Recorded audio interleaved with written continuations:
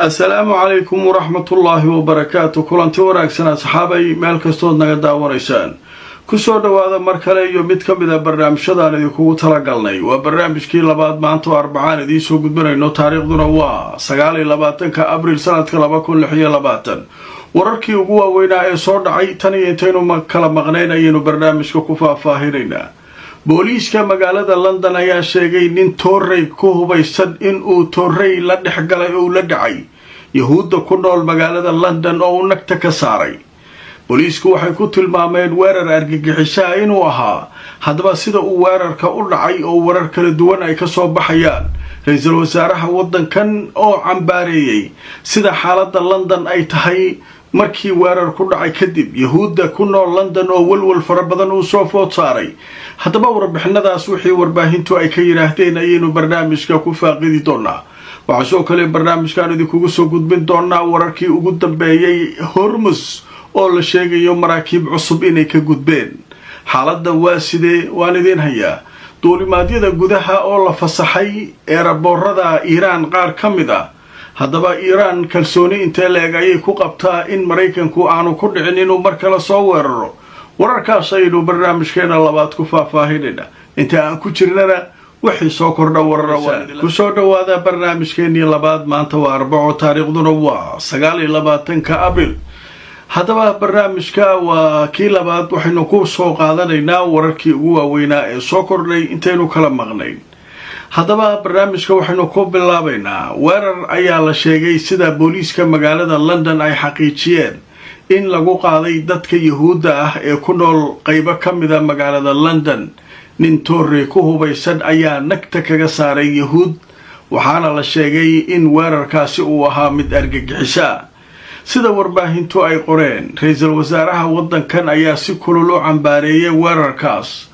ayadoo booliiska ninka ugu sareeyana uu sheegay inuu ahaa weerar argagixisa sida falku u dhacay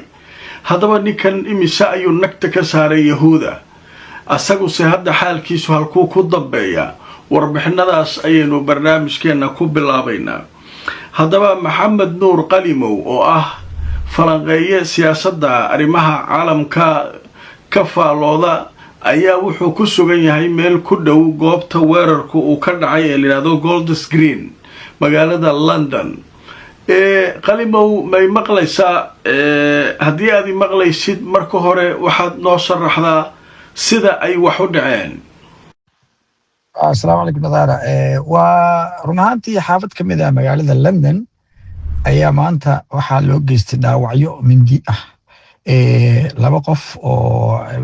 community-ga la yiraahdo Juushta ama Yahuudda ah xaafadaas ay ku badan yihiin ayaa waxaa nin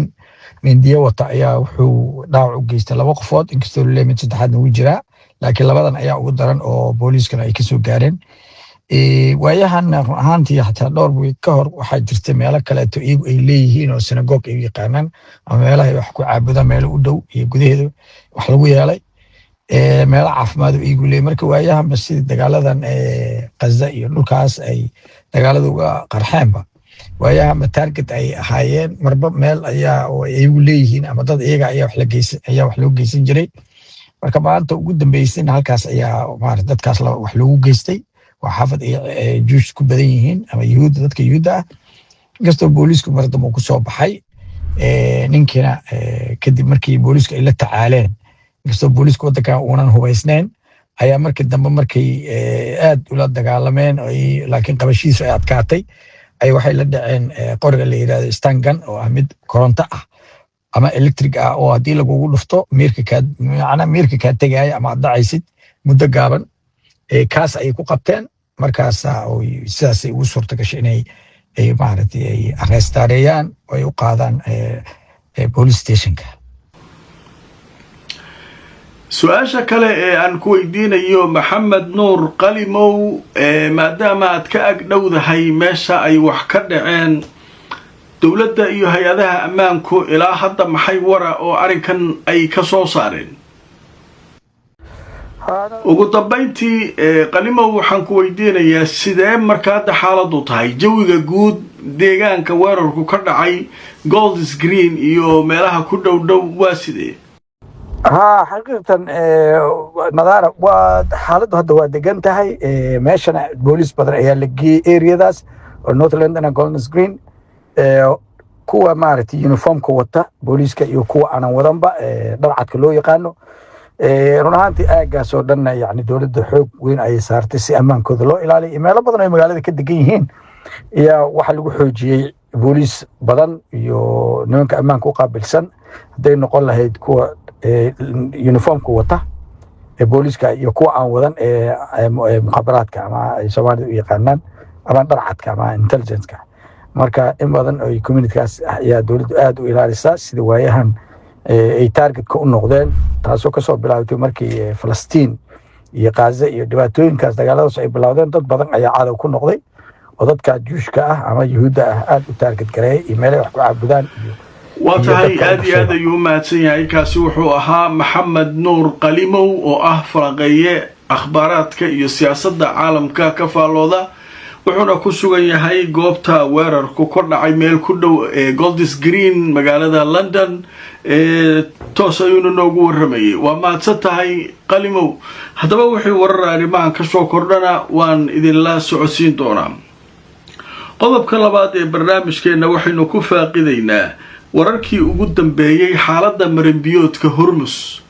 adduunka oo dhan waxa uu sugayaa maraakiibta boqolaalka ah ee ku xaniban Hormuz in mar uun la soo fasaxo badeeco fara badan oo adduunka aad loogu baahan yahay ayaa halkaa ku xaniban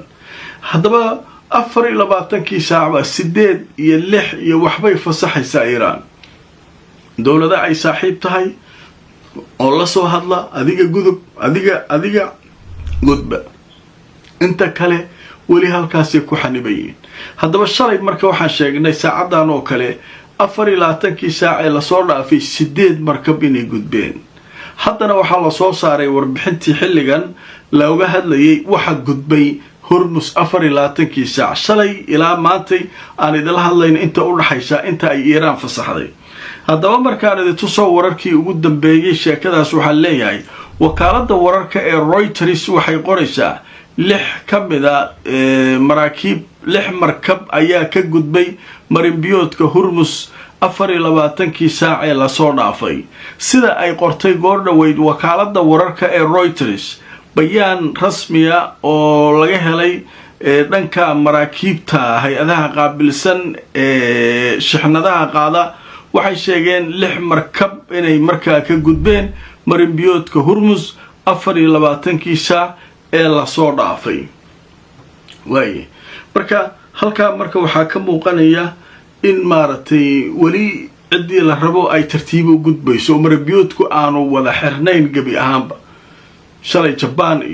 iyo maartay Ruushka markab dalxiis iyo alaaba la fasaxay qoqolaa la fasaxay maantana 6 kala la fasaxay waayahay marka saddexdii maalmood ee uu qabtay ayaa gabagaba ah ninka la leeyahay Trump maalin hore 3 maalmood u qabtay marba waxbuu qabanaya laakiin wakaaladda la yiraahdo Axios ee Mareykanka laga leeyahay dhanka wararka qaabilsan waxay leedahay wax weerar hadda soo socda oo dhici doona ma muuqdaan macnaha weerar hadda in uu Mareykanka diyaar u yahay ma muuqdo laakiin Mareykanka Trump iyo kooxdiisu waxay ku qanacsiin xayiraadan la saaray inay kaba fiican tahay weerarkii la qaadi lahaa macnaha in cunaqabatayntan lagu hayo dekadaheeda lala dagaalo Iiraan sidaas lagu go'doomiyo ayay hadda sugayaan in maartay wax badan ay kaga fiican tahay dagaalkii la qaaday marka hawshaas iyaduna way qatarteeda leedahay Iiraan waxay jabaysaa waxay leedahay golaha ammaanka kulli warqaday gudbisay ay leedahay hadii burcadbadeedan meesha ka tagi waayaan nagtaa ka saarina barnaamijkii koobaad ayaynu arinka kaga hadalnay marka waa arki doonaa kulay wixii akhbaarada oo arimaha ka soo kordha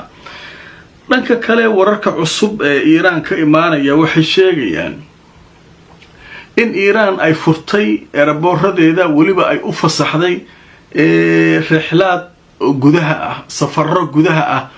waxaana shalay ay sheegeen in xataa safarrada dibadda Istanbul Bakin Masqad waxaas ay dhawaan bilaaban doonaan diyaaradaha caalamiguna ay u sheegeen imaaday ninkan